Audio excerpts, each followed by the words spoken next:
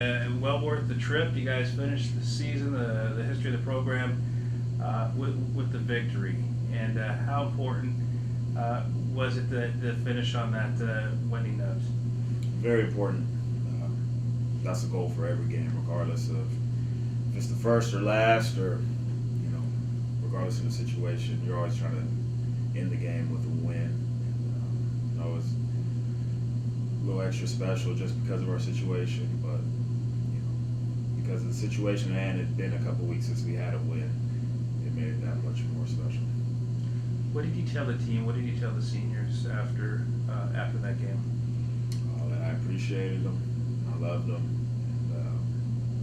and I'm indebted to them for sticking it out. I know it ain't the season they wanted, but we found a way to finish the season the way it should be. That's with the win. So I appreciate those guys. Appreciate their leadership. How great was it to see the fans up there cheering you guys on that one last time? Yeah, it was great. Not surprised. I always say lumberjack faithful extends pretty far. And I knew guys were going to be there. The band was there, showing their support like always, and it was awesome. I went and hugged them before the game and sang with them after. So that was just an experience that I'll never forget. What's next now for first the players that want to continue their career somewhere else, and also for you? Well, my job is to help these guys first and foremost. Try to help place these guys where they deserve to be placed.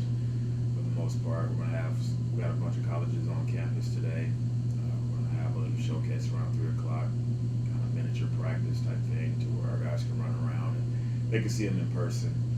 So just trying to get them to finish up strong academically, make sure they take care of their part compliance-wise, so they can have that opportunity. We have a few guys that are probably play on after this. So just try to make sure that we do our best to do those kids justice that deserve it. How many schools do you expect to be on campus today for the showcase?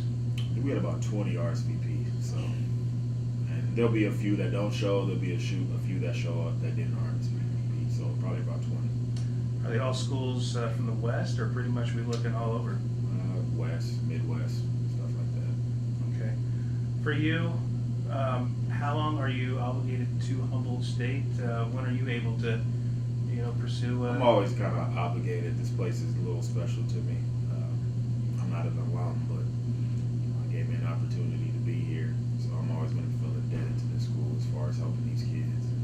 Especially, there's a few of them that are special that I'm always going to remember. So I always want to make sure I do everything I can to take care of those guys first before I start worrying about me.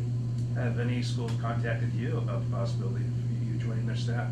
Nah, nobody's contacted me. Will you give yourself any time before you kind of start thinking about, what's next? I know you got to, worry about these kids and players to see their future, but when we get to the point where you say, hey, I got to focus on you? Well, I have to focus on me, but just in my experience through this profession, every time I've tried to get a job, I didn't. I've always been told if you do a good job at where you're at, people will find you. So for me, it's more or less continue to do what I signed up to do, which is help these kids. And then, at some point, if the right opportunity opens up, then I'll definitely, approach it. But usually, if you're good enough, they'll approach you. We talk about the players in the future, but you had a lot of members of your coaching staff that came here not knowing what was going to happen, and then getting word that this was going to be the final season. But what can you say about your staff? The players kept it together, but for the staff, to stay here and stick it out for the year. Well, kudos to them first off, and the reason we've been able to keep it together is due to them. I couldn't have did it by myself. Those guys bought into what I was preaching, and it showed because they related down to their players and kept the players focused. They didn't give up even when we're losing and things weren't looking great. We kept fighting and kept pushing these guys to get better, and it showed.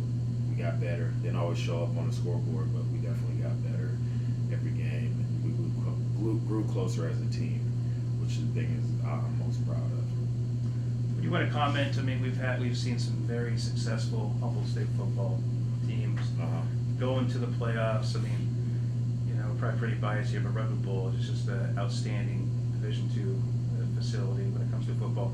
How much of it, I don't want to say disappointment, just a void and not having football, I don't think it's going to set in until maybe, later on, but just the fact that not having, the program that's been around for 90 plus years, and it's not going to be around, next year. Anything you want to say on that? Well, it's definitely disappointing. I think this community deserves it. I haven't been in this community without it, so I really don't know what it's going to be like. But for all the guys that travel to the games, the fans, the supporters, marching lumberjacks, I feel like they deserve that football here. And it's unfortunate, regardless of why or who's in charge. It's unfortunate that they won't have the Redwood Bowl to go celebrate on Saturdays. All right. Anything else you'd like to add? Really. All right, Coach. No question?